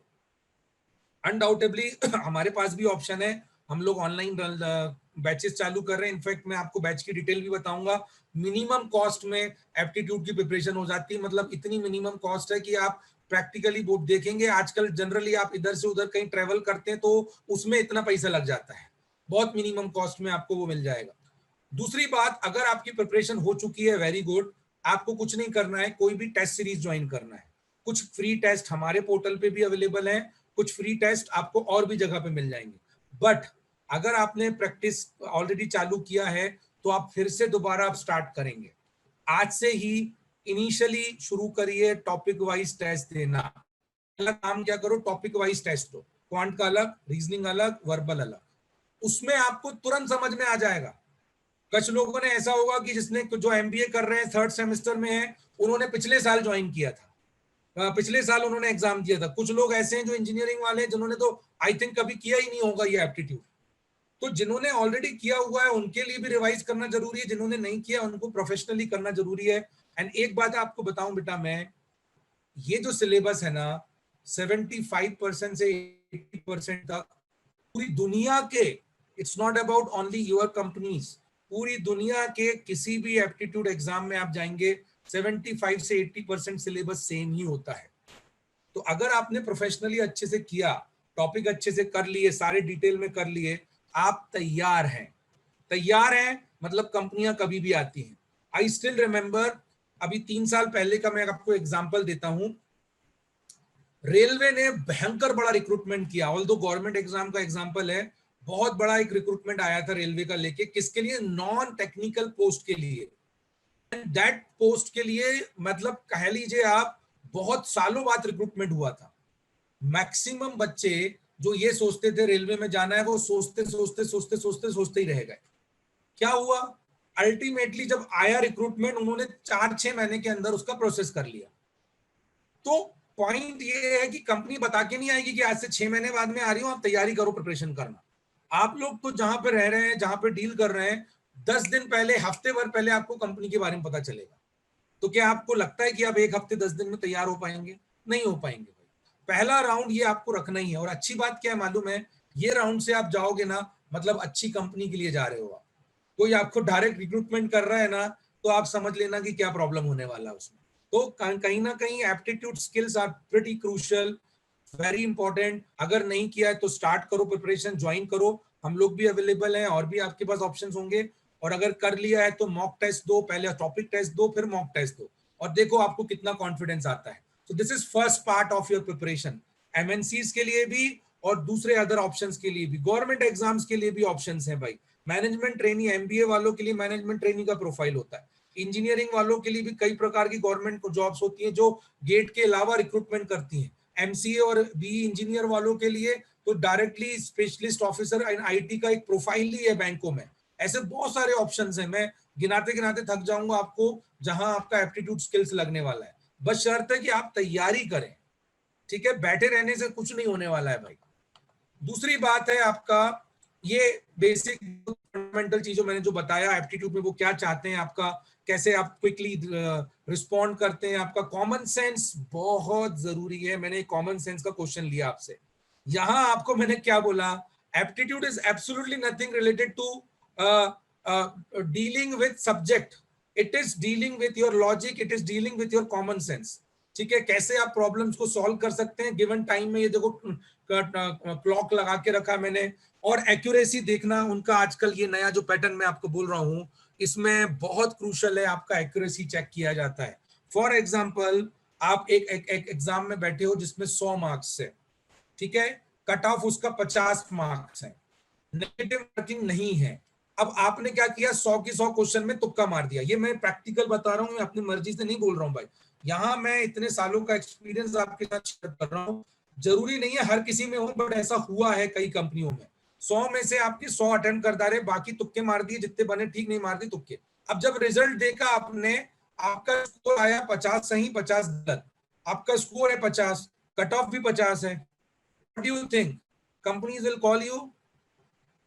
ऐसे सिचुएशन में कंपनी बोलेगी कि भैया ये तो तुक्का मारता है ज्यादा से ज्यादा, ऐसे बंदे को मैं नहीं रिक्रूट करती। उसकी जगह दूसरा कोई बंदा है, उसने 60 क्वेश्चन सॉल्व किए, उसके 50 सही थे और 10 गलत थे, वो उसको लेना पसंद करेंगी। तो एक्यूरेसी, आपका क्वेश्चन का जजमेंट, किस तरीके से आप एक्सपोज होते हो, ये बहुत इंपॉर्टेंट है। एप्टीट्यूड ये सारी स्किल्स को चेक करता है। This is wonderful way of analysing. जब आप अपनी कंपनी खोलोगे ना, तब आपको भी यही करना पड़ेगा। तो ये एक ऐसी चीज है जिसमें दुनिया में आपको कभी भी फेल नहीं हो सकते हो, कभी भी आपको हमेशा जरूरत ही पड़ने वाली है। और अभी अगर आप नेशनल एजुकेशन पॉलिसी पढ़ते होंगे, अगर आप न्यूज़पेपर देखते होंगे, तो आपने देखा होगा ये चीज। मैक्सिमम ऑफ यू के लिए तो अब नहीं है वो, बट आपके छोटे भाई बहन, रिश्ते पड़ोस पास वाले होंगे, तो उनको ये बताना 12th के बाद अब आपको एक एंट्रेंस एग्जाम देना पड़ेगा। इंजीनियरिंग में देते थे, मेडिकल में देते थे, लॉ के लिए, मैनेजमेंट के लिए देते थे, बट बीकॉम में एडमिशन लेने के लिए देते थे क्या? नहीं, अब देना पड़ेगा। 1-2 साल लगेगा चीजों को स्ट्रीमलाइन करने के लिए। गवर्नमेंट भी चाह रहा है कि भाई आप एप्टीट्यूड टेस्ट को बिल्कुल पढ़ के रखें, अदरवाइज डिफिकल्ट हो जाएगा इसमें। तो ये बहुत क्रूशल है। This is written ability test is very important, very important, trust me। Although हो सकता है किसी कंपनी में पूछा जाए, किसी कंपनी में ना पूछा जाए। हमने इस पे एक लेक्चर लिया था, हमारा रिटर्न ऐप, यही सेम इमेज है, आई थिंक यही इमेज आपको मिलेगी। आप हमारे यूट्यूब चैनल पे जाएंगे, मैम ने एक बहुत वंडरफुल सेशन कंडक्ट किया था, ज्यादा बड़ा नहीं है, 1 घंटे का होगा वो, 1-1.5 घंटे का। उसमें पूरे तरीके से एक्सप्लेन किया गया था कि किस टाइप के रिटर्न एबिलिटी टेस्ट हो सकते हैं, मल्टीपल टाइप के, paragraph, para writing, passage writing, image writing, video synthesis, multiple type के हो सकते हैं, बट सबका पर्पस एक ही है। जो आप बोल नहीं पा रहे हैं, बट क्या आप लिख पाते हैं क्या, ये जानना है। मैक्सिमम टाइम पे ये होता है कि हम लोग थोड़ा सा शाय होते हैं और थोड़ा बोलने में हमारा को दिक्कत होता है, तो रिटर्न एबिलिटी से ये पता चलता है। और अगर मैं बोल रहा हूं नहीं भी आएगा ना, तो भी आप आज से एक चीज करना चालू करिए। हालांकि मैं सेशन तो नहीं ले रहा हूं रिटर्न एबिलिटी पे, और मैं उसके लिए केपेबल भी नहीं हूं, उसके लिए एक इंग्लिश फैकल्टी ही ले तो ज्यादा अच्छा है। रिटर्न एबिलिटी टेस्ट में हमारा मेन, आप क्या कर सकते हो, जो मेरे तरफ से सजेशन है, स्टार्ट राइटिंग अबाउट करंट न्यूज़ेस। इससे 2-3 बड़े फायदे होने वाले हैं आपके। पहली बात, आप वो न्यूज रीड करोगे, करंट अफेयर्स इंप्रूव हुआ, नॉलेज इंप्रूव हुआ। रीड करने पे आपका ग्रामर इंप्रूव होगा, वोकैबलरी इंप्रूव होगा, और सबसे बड़ी बात, आप जब राइट करोगे, आपका इंग्लिश ही इंप्रूव होगा। मैं खुद एक हिंदी मीडियम वर्नाकुलर बैकग्राउंड से हूं, मुझे भी कितनी प्रॉब्लम फेस की है when I went to Mumbai. First time I when I enrolled for MBA college, I have to appear question paper in English. First time in my life I have appeared question paper in English. Otherwise I have written entire my career में सारे मैंने papers जो थे that I have given in Hindi के form में। तो ये क्यों हो पाया? मैं इनिशियली आई वाज स्ट्रगलिंग, मुझे किसी ने नहीं बताया था, I was really struggling, trust me. But initially अगर जो मैंने स्ट्रगल को मैंने छोड़ के मैंने काफी इंप्रूवमेंट किया, एंड ट्रस्ट मी, सेमेस्टर जाते जाते, 3rd सेमेस्टर आते आते मेरा भी काफी अच्छा इंप्रूवमेंट हो गया था, खासकर राइटिंग पॉइंट ऑफ व्यू से। बट अब जो हिंदी मीडियम वर्नाकुलर में है, उसका इंग्लिश उतना अच्छा होगा जितना सीबीएसई और उनका होता, वैसा पॉसिबल नहीं है। So you can try, at least you can try, that is what main point is. Written ability test से आपको मिलेगा वो नॉलेज, एकदम जबरदस्त कॉन्फिडेंस मिलेगा। इसको जरूर अच्छे से करना और वो वीडियो जरूर देखना। इसके बाद group discussion, very crucial. I can understand अभी नहीं हो पाएगा, पर अभी भी आप जूम मीटिंग्स में आपस में मिलके ग्रुप डिस्कशन कर सकते हो। चलो घर पे करो। घर पे ग्रुप डिस्कशन का मतलब फिलहाल अभी ये मत लेना कि मैं एक प्रॉपर एनवायरनमेंट में ही करूंगा, अभी नहीं है, कोई प्रॉब्लम नहीं है। आपस में आप न्यूज डिस्कशन करिए। हम देखते हैं कई सारी न्यूज़ेस चल रही है, अभी एक बहुत बड़ी जो मर्डर मिस्ट्री चल रही है हमारे कंट्री में, मुंबई से रिलेटेड, उसमें भी कई सारे पॉइंट्स हैं, आप डिस्कस कर सकते हो। आप देख सकते हो राजस्थान का पॉलिटिकल क्राइसिस हुआ, आप टॉक कर सकते हो नेशनल एजुकेशन पॉलिसी के बारे में। आज प्रधानमंत्री जी ने जो इंडिपेंडेंस डे के समय पे जो नए अनाउंसमेंट्स किए, उसके बारे में बात कर सकते हो। तो ये भी एक प्रकार का डिस्कशन है। इस डिस्कशन का सबसे बड़ा एडवांटेज है, ये आपको एक्चुअली मोटिवेट करेगा रीड करने के लिए। और यही मेरा कहने का मतलब है कि जब आप मोटिवेट रहेंगे, अपने आप को देखो इंगेज रहोगे, मैं भी आपको बिल्कुल, मैं एक बात आपके सामने एक्सेप्ट करना चाहता हूं फ्रंटली। जब लॉकडाउन लगा, I went to, I am living in Nagpur, but I went to my home town in MP. Trust me, 80 days तक, 70 डेज तक, फिर मैंने लास्ट 10 डेज में हम लोग ने निकाल लिया, 70 days तक आई वॉज डूइंग नथिंग, मेरी लाइफ इतनी बेकार हो गई थी, but somehow because I have that passion, मैंने किसी तरीके से, क्योंकि वो जो 70 दिन में मुझे नहीं समझ में आ रहा था, हर 15 दिन में मोदी जी आते थे और बोलते थे भैया अभी और 15 दिन के लिए, और 10 दिन के लिए, और 15 दिन के लिए, तो 70 दिन कैसे निकले मैं बता ही नहीं पाऊंगा। बट बाद में फिर हम लोगों ने ये रियलाइज किया, हम भी इसको अकस्टम हुए, ये जूम का मेरे पास आईडी नहीं था, कुछ भी नहीं था, तो स्लोली स्लोली हमने अपने आप को अपग्रेड किया। यही चीज अब आपको भी करनी है, stop thinking negatively, just think की पॉजिटिव। हमको ग्रुप डिस्कशन करोगे तो उससे फायदा ये मिलेगा कि भाई हम इंगेज हो रहे हैं, हमारा टाइम इन्वेस्ट हो रहा है, एंड ट्रस्ट में देखिएगा आर्गुमेंट्स आएंगे, डिबेट्स होंगे, आप बोलोगे कि नेशनल एजुकेशन पॉलिसी अच्छा है, उसमें ये जो की हाइलाइट्स हैं वो काफी प्रैक्टिकल है, 6th स्टैंडर्ड से बच्चे को आप कोडिंग पढ़ाओगे तो इस बहुत ज्यादा उससे फायदे मिलने वाले, तो ये बहुत सारी चीजें यहाँ पर आपको डिस्कशन में, फिर आप उसके नेगेटिव भी बोल सकते हो, आप कैसे किसी बच्चे को आप लोकल मीडियम से पढ़ा सकते हैं, आई डोंट नो। तो ये बहुत सारी बातें हैं जो डिस्कशन पॉइंट ऑफ व्यू में आएंगी जब आप जीडीज करेंगे अपने आप में आसपास के लोगों के साथ, काफी हेल्प करेगा भाई आपको। रेज्यूम अगर आपने प्रॉपरली नहीं बनाया है तो कंपलसरी इसको बनाइए। मोस्टली कल हम लोग इस पे सेशन प्लान कर रहे हैं, वो पर हमारे लिए सेशन हमारे बच्चों के लिए ही होता है, तो वो आप जो हमारे स्टूडेंट्स हैं उनको ऑलरेडी इंफॉर्मेशन मिल जाएगा। रेज्यूम पे एक पूरा प्रॉपर सेशन होगा जिसमें मैडम ये बताएंगे कि रेज्यूम में आपको फॉन्ट साइज से लेकर स्ट्रक्चर, बॉडी स्ट्रक्चर से लेकर क्या क्या चीज को इंक्लूड करना है, क्या क्या को एक्सक्लूड करना है। एंड एक बात याद रखिएगा, बहुत अच्छा एप्टीट्यूड किया, बहुत अच्छा रिटर्न किया, बहुत अच्छा जीडी भी कर लिया, रेज्यूम अगर गड़बड़ बनाया बहुत दिक्कत हो जाएगी। 2015 का एक क्लासिकल एग्जांपल मैं आपसे लेता हूं, ठीक है, अब ये एग्जांपल ध्यान रखना, रेज्यूम के ऊपर ही है। 2015 का क्यों ले रहा हूं, क्योंकि वो बहुत अनफॉर्चुनेट था। हमारे सेंटर पे हम लोग का क्लासरूम ट्रेनिंग्स होता है तो नागपुर में मेरे पास एक वाईसीसी का बच्चा था, वेरी पुअर बैकग्राउंड फैमिली से, और बहुत मेहनती था बेचारा, कम्युनिकेशन थोड़ा वीक था उनका, उसने बहुत अच्छा किया, टीसीएस की कंपनी थी, रिटर्न दिया, उसके अलग राउंड्स निकाले, सब कुछ किया। इंटरव्यू में मैं गया, वो इंटरव्यू पे जाके उसने अपना रेज्यूमे दे दिया सामने, उन्होंने बोला ठीक है, उन्होंने गो थ्रू किया, थोड़े बहुत इधर उधर के क्वेश्चन पूछे, वो आगे रुक गए कहां पर, उनके स्ट्रेंथ, उसके हॉबीज वाले कॉलम पे। तो हॉबीज में उसका लिखा हुआ था पेंटिंग, और 2015 ये अगस्त की बात है, और जुलाई में if I am not wrong Kalam sahab की डेथ हुई, अब्दुल कलाम साहब की डेथ हुई थी। तो जैसे ही वो पेंटिंग पे रुके, उन्होंने एक पेपर दिया, पेंसिल दिया उसको, और उन्होंने बोला बेटा एक रफ स्केच बना के बता दो यार हमको। कौन सा? कलाम साहब का, कलाम साहब की अभी डेथ हुई। अब वो बंदे ने गलती ये किया था कि वो हॉबीज किसी और की कॉपी किया था। जब उसको पेंटिंग आती नहीं है तो पेंटिंग करेगा क्या, लिटरली वो एकदम ब्लैंक था। उसने ट्राई किया बट वो ऐसा हुआ, उसके बाद उन्होंने उससे एक भी क्वेश्चन नहीं पूछा। अब यहां से दो इंपॉर्टेंट लर्निंग है। पहली चीज, सबसे बड़ी बात, रेज्यूम में क्या लिखना क्या नहीं लिखना, और दूसरी बात, जो आपका स्किल्स नहीं है वो, क्योंकि वो नहीं चाहता है कि आपकी पेंटिंग स्किल्स हो, वो नहीं चाहता कि आपको कोडिंग आए, वो नहीं चाहता है कि आप फाइनेंस में मल्टीपल प्रकार के एनसीएफएम के कोर्सेज करके बैठो, वो ये नहीं चाहता है। वो ये चाहता है कि जो आपको आता है वो लिख दो, मैं वही पूछूंगा। That is what resume is all about. यही आपको लर्न करना है, यही बताया जाएगा कि बेटा जो आपकी स्किल्स नहीं है वो मत लिखो। आपको गलत गलत बताया जाता है कि 2 पेज का सीवी रखो, 3 पेज का रखो, अरे भाई 1 पेजर होना चाहिए, सीवी होता ही नहीं है, वो रेज्यूमे है, उसमें भी अलग अलग डिफरेंसेस है, वो मैम आपके साथ डिस्कस करेंगे। तो रेज्यूम बहुत क्रूशल है, पे पूरे क्वेश्चन होते हैं, और यहीं से आपका इंटरव्यू भी सिलेक्शन होगा, जॉब आप जब आगे जाओगे। आपको क्या लगता है, रेज्यूम पे वो एचआर जो होता है ना, वो आपके रिमार्क्स लिखता है, रिमार्क्स जब लिखेगा तो उस रिमार्क्स के बेसिस पे सिलेक्शन होने के बाद में भी किस टीम पे आप काम करोगे, किस लोकेशन पे जाओगे, वो उस चीज पे डिपेंडेंट होता है।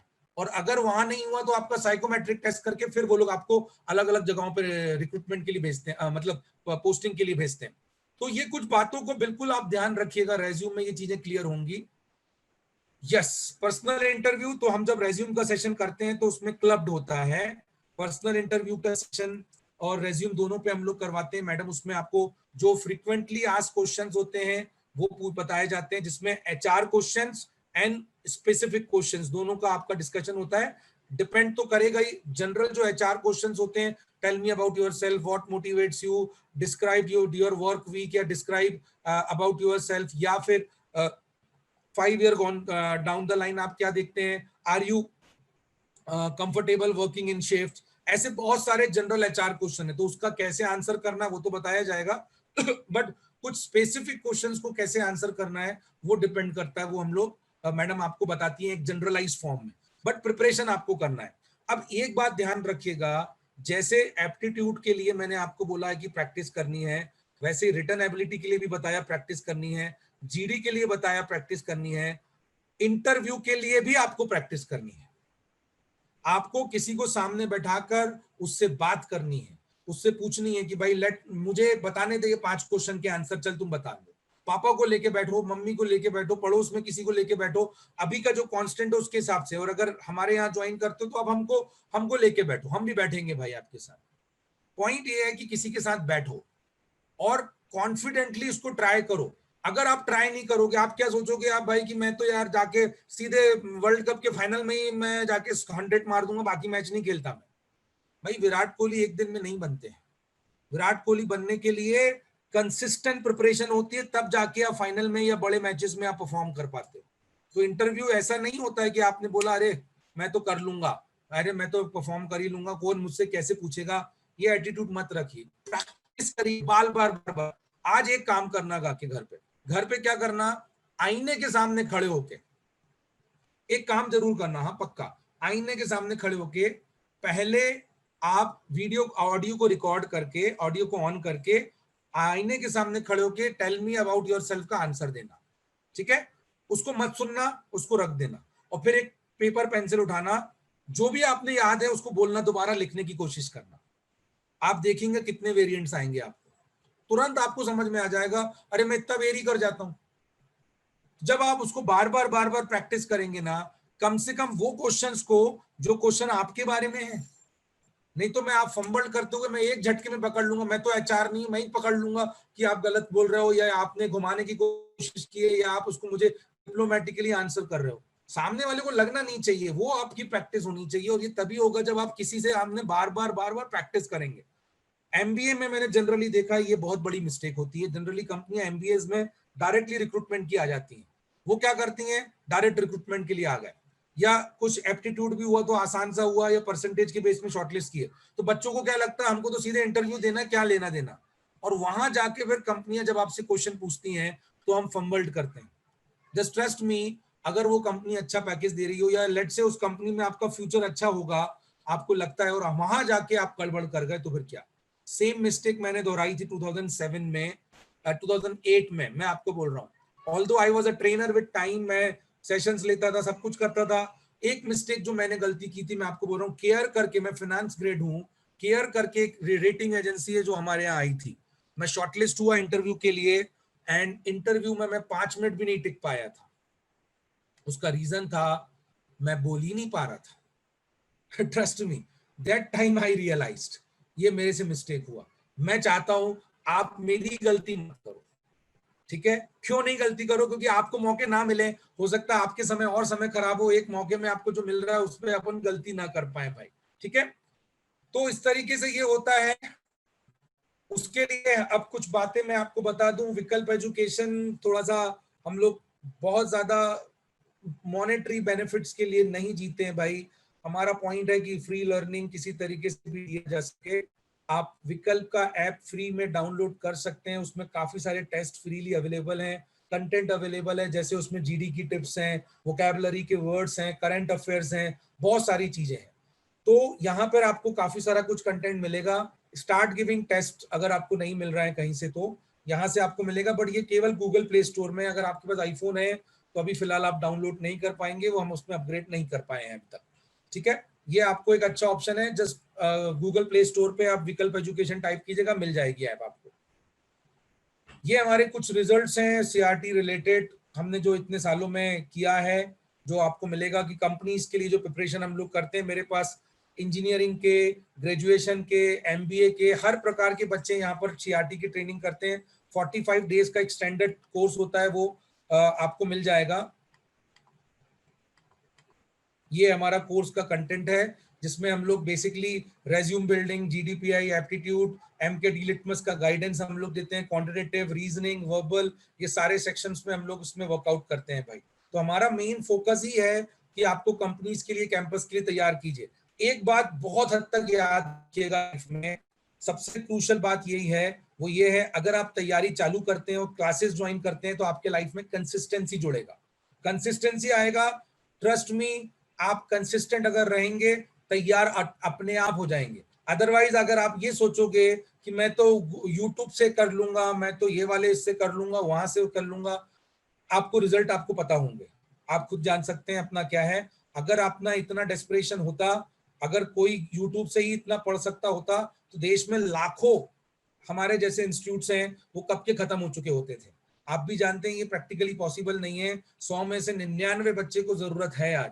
अगर आप 1% में है, बहुत अच्छी बात है, वो आपको डिसाइड करना है, क्योंकि मुझे तो कोई नहीं फर्क पड़ना है भाई, मेरे को तो हर साल हर समय ये सब करते रहना है, चलते रहेगा मेरा प्रोसेस, ठीक है। चलिए, anyone, any questions you can ask me, you can straight away ask me any, अगर कुछ क्वेश्चन है आपके पास। आई होप मैंने आपको कुछ अच्छी अंडरस्टैंडिंग्स दे पाई होंगी, और बहुत सारी चीजें अगर आप इसमें से समझ पाए होंगे, तो अगर आपको कुछ पूछना है, you can straight away unmute your mike and let us have a discussion, और else yes, anyone, any question?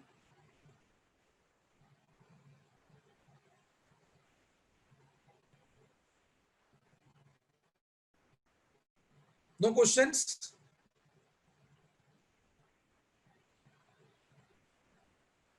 अच्छा, सेशन भाई कुछ काम का रहा या समय कर दिया मैंने आपका?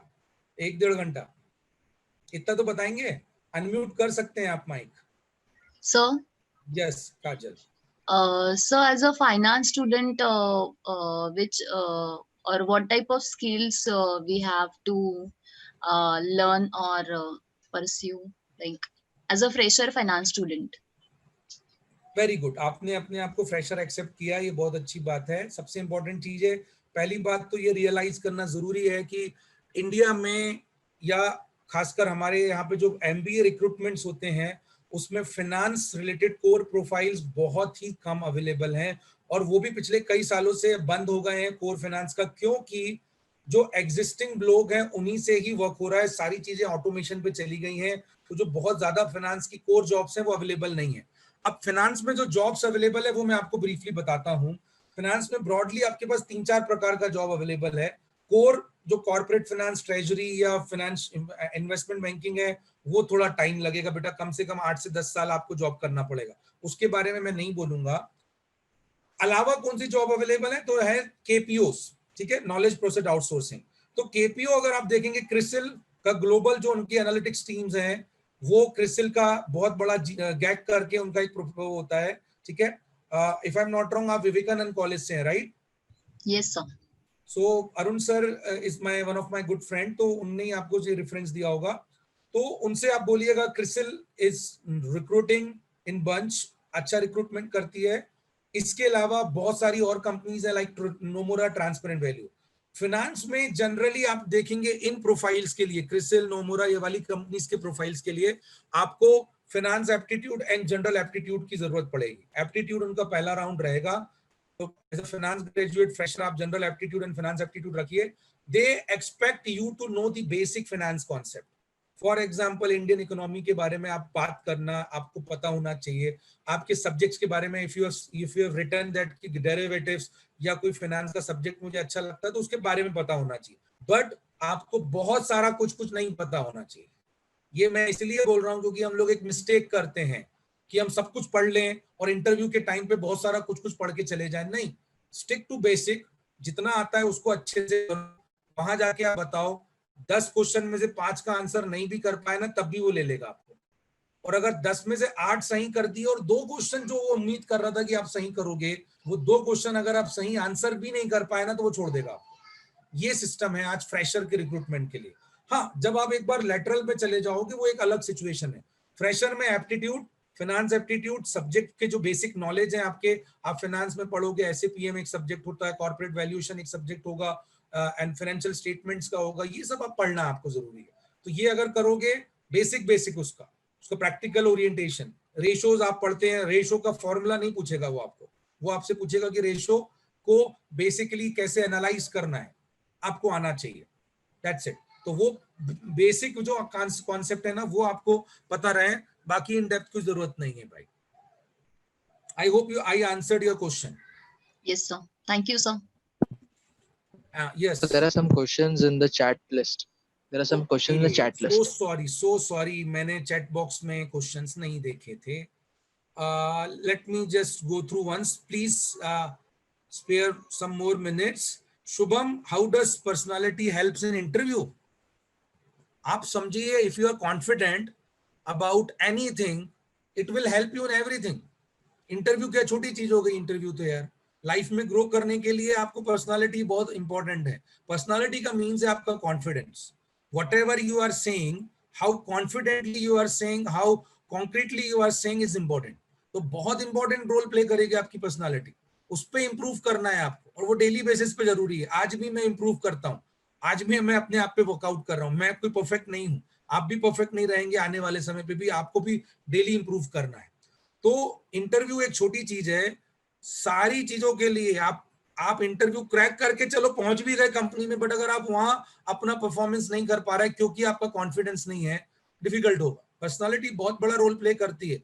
मैंने देखे हैं बच्चे जो एवरेज होते हैं, उनकी पर्सनालिटी अगर अच्छी है, वो मल्टीपल टाइम फोल्ड ग्रो कर जाते हैं। एक एग्जांपल देता हूं मैं, एमबीए का मेरे साथ का friend, one of my very close friend, Nikhil Khade, Mumbai में। his father was a PA to राज्यपाल, governor. He used to live in governor house. तो वेरी शाय गाय, हम लोग, मैं भी थोड़ा सा वैसे ही था, वो भी वैसे ही था, हम लोग अलग ही रहते थे, हम लोगों का अलग ही दुनिया होता था, हम लोग ज्यादा किसी से इतना बात नहीं कर पाते थे। बट वो बंदे ने एक बात बहुत अच्छी किया कि, हालांकि कोशिश मैंने भी की, बट उसने बहुत अच्छी बात की कि what he did is he stick to his basic, he improved his personality. जब जरूरत पड़ती थी वो बोलता था, और बोलते समय कॉन्फिडेंटली अपने थॉट प्रोसेस को रखता था। शुरुआत में उसको छोटे मोटे जॉब मिलते रहे, धीरे धीरे प्रोग्रेस किया। लास्ट ईयर मेरा उससे बात हुआ, I think in the month of Diwali में we discussed, we had a discussion. He joined a company recently, उसके ज्वाइन करने के कुछ महीनों बाद उसने मुझे फोन किया था।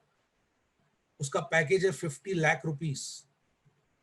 कैन यू, मैं आई वाज सरप्राइज्ड। वो नंबर 1 बच्चा नहीं था मेरी क्लास का, मतलब मार्केटिंग में, पर भी उसका package with in a span of 10 year 50 lakh is absolutely abnormal growth, impossible है। 25 से 30 तक तो मेरे सारे फ्रेंड्स में है। तो हाँ, जो बिजनेस कर रहा है they are earning in crores also probably, but job में 50 लाख इसलिए। तो पर्सनालिटी प्लेज अ रोल्स भाई, बहुत इंपॉर्टेंट रोल प्ले करता है, याद रखिएगा। How to know which is bad and which is good company, बेटा इसमें तो स्टडी करना ही पड़ेगा नुपुर हमको। नुपुर का question is genuine question, I can understand, relevant है। जो कंपनी का वेबसाइट अच्छा नहीं है, जो कंपनी के बारे में इंफॉर्मेशन नहीं है, देखो मैं बताता हूं सबसे अच्छा तरीका। एक बहुत अच्छा क्वेश्चन आपने पूछा। सपोज कोई कंपनी, जैसे किसी का, मैंने कंपनी का नाम बताया था, ग्लोबल करके कुछ कंपनी थी, उस कंपनी को मैंने गूगल पे सर्च किया ना, तो वो कंपनी के बारे में वेबसाइट वगैरह कुछ नहीं मिला मुझे। फिर मैंने न्यूज सेक्शन पे जाके सर्च किया, तब भी मुझे कुछ ज्यादा कुछ कॉन्क्रीट नहीं मिल पाया, सॉरी। इसका मतलब क्या है, जिस कंपनी के बारे में न्यूज में भी नहीं है, जिस कंपनी का वेबसाइट नहीं है, जिस कंपनी के बारे में आपने सुना नहीं है, उसके लिए आपके दिमाग में क्वेश्चन मार्क होना चाहिए। बट इसका ये मतलब नहीं है कि अच्छी कंपनीज हर बार उस तरीके से एक्टिव होती है ऑनलाइन जितना ये कंपनी है ना, ऐसा जरूरी नहीं है, ठीक है। तो भी कंसल्ट करिए अपने फ्रेंड्स के साथ, सीनियर्स के साथ, फैकल्टी मेंबर्स के साथ, थोड़ा रिसर्च करिए ऑनलाइन, आइडेंटिफाई कीजिए। गूगल में आपको पता चल जाएगा फेक न्यूज को आइडेंटिफाई कैसे करते हैं, सेम तरीका। अभी एक बड़ा जर्नलिस्ट है आज तक का, उसने हमारे एक्स प्रेसिडेंट की न्यूज डाल दी कि ही गॉट डेथ, कोरोना से उनकी डेथ हो गई प्रेसिडेंट की, प्रणब मुखर्जी की। अरे भाई कुछ नहीं करना है आपको, गूगल पे जाना है, उस न्यूज को टाइप करना है। अगर सारे न्यूज़ेस उसी को कैप्चर कर रहे हैं, इसका मतलब वो सही है। बट अगर केवल एक ही सोर्स उसको या दो ही सोर्स उसको कैप्चर कर रहे हैं, इसका मतलब फेक है। As simple as that. ये कंपनीज को भी करने के लिए आप करिए। गुड एक्स्ट्रा करिकुलर एक्टिविटी, बेटा देखो ये जो करिकुलर एक्टिविटीज हैं, शुभम का क्वेश्चन है, याद रखिए ये इंटरेस्ट है। मैं आप पे थोप नहीं सकता हूं बिल्कुल कि आप ऐसे ही करो वही करो, ऐसे ही करना है, ये गलत है। मैं आपसे कह रहा हूं अगर आपने नहीं किया है ना लाइफ में, मत करो अभी, आगे अपने आप को इम्प्रूव करना, क्यों ऐड करना। मैंने कभी लाइफ में पार्टिसिपेट्स नहीं किए एनुअल फंक्शंस में, डजेंट मीन कि मैं अच्छा परफॉर्म नहीं कर सकता था, बट मेरा कभी उसमें इंटरेस्ट नहीं था। बट मेरा इंटरेस्ट था किसी और चीज में, न्यूज़पेपर रीडिंग में इंटरेस्ट था मेरा, क्रिकेट खेलने में इंटरेस्ट था, तो ये मेरी एक्स्ट्रा करिकुलर एक्टिविटीज थी।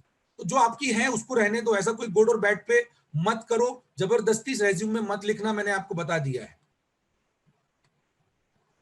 सुरभि का एक क्वेश्चन है, sir what course can we do now to enhance our skills in finance, very important.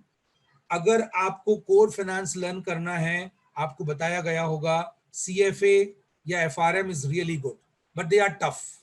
Chartered financial analyst and for अपना रिस्क मैनेजमेंट से रिलेटेड जो कोर्स है ये बहुत अच्छे हैं।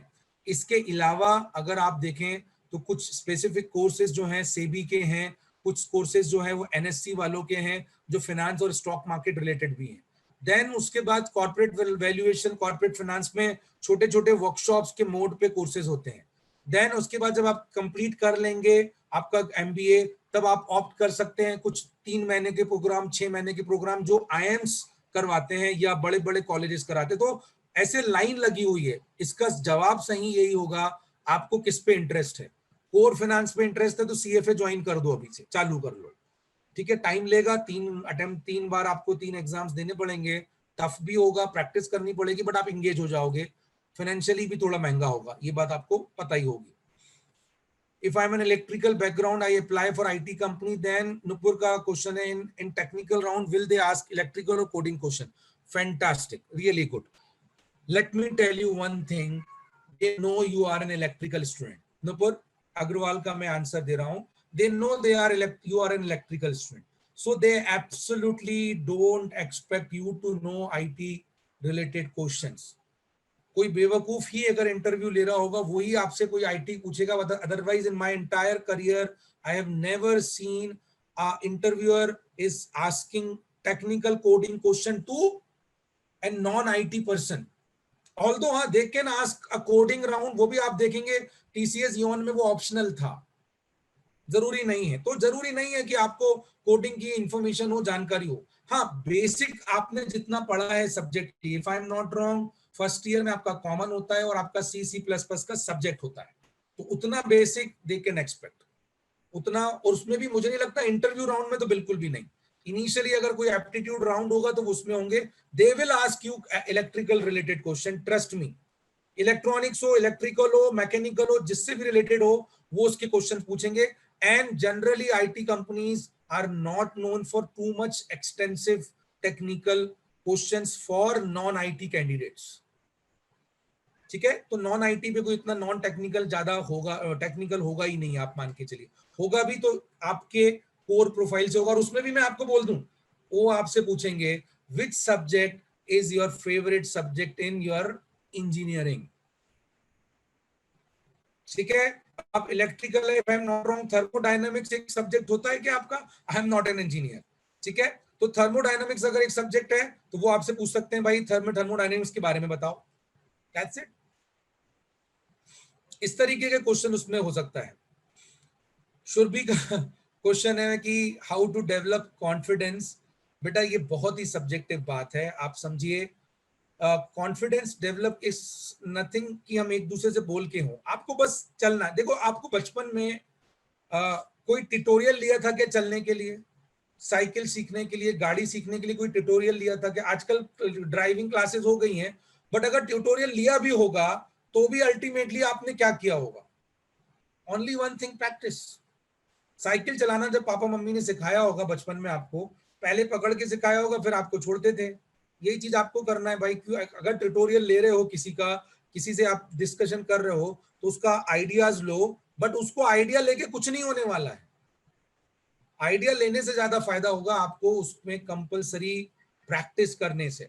मैं जीरो था पर्सनालिटी में, मैं एक इतने छोटे शहर से आता हूं जिसका नाम भी नहीं सुना होगा, प्रोबेबली मेरे जो सांसद है उनके सुना भी हो, छिंदवाड़ा, ठीक है। कमलनाथ जी मेरे मुख्यमंत्री भी थे अभी तक, अभी तो चले गए हैं वो, और हमारे सांसद भी रहे हैं। तो वहां पर हमारे को ये कभी जिंदगी में सोचा भी नहीं था हमने, मैं तो बहुत पुरानी बात कर रहा हूँ कि अभी एजुकेशन का स्तर काफी बढ़ गया है।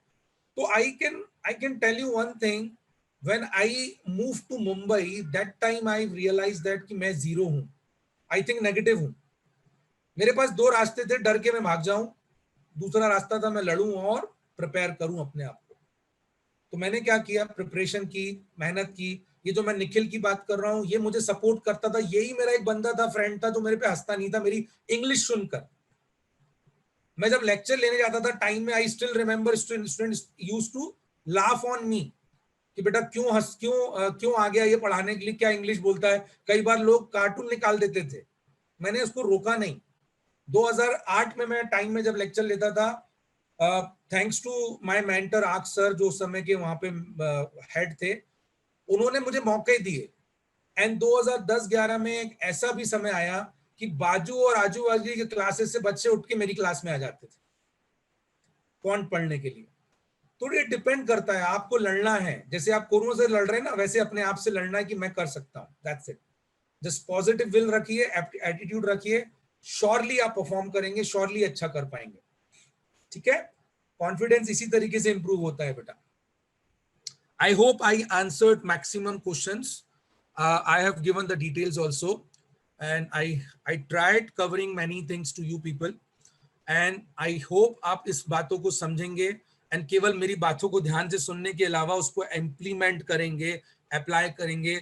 नहीं तो आप भी जाने जाएंगे किस चीज के लिए, सुनने के लिए और करने के लिए नहीं। जिस तरीके से हमारे प्रधानमंत्री मनमोहन सिंह जी को जाना जाता है, आप 10 साल का रिकॉर्ड देखेंगे, बहुत अच्छा काम किया, बट हम कुछ भी नहीं जानते हैं, ठीक है। तो ऐसा ना हो आपके लिए भी लाइफ में, क्योंकि आप सुन रहे हो, अप्लाई नहीं कर रहे हो। वर्कआउट करिए, मेहनत करिए, हमारा सपोर्ट का जरूरत है। नंबर्स ऑनलाइन अवेलेबल है, सब कुछ अवेलेबल है, आप मैडम से कांटेक्ट कर सकते हैं, डिटेल्स ले सकते हैं। अलग अलग कोर्सेज हैं हमारे। मंडे से हम लोग एप्टीट्यूड का एक बैच शुरू कर रहे हैं, जिसमें सीआरटी रिलेटेड पूरा कंटेंट होगा, आपको करवाया जाएगा, ठीक है। Thank you so much. Wish you very, very good luck. All the best. God bless you. And stay safe, stay home.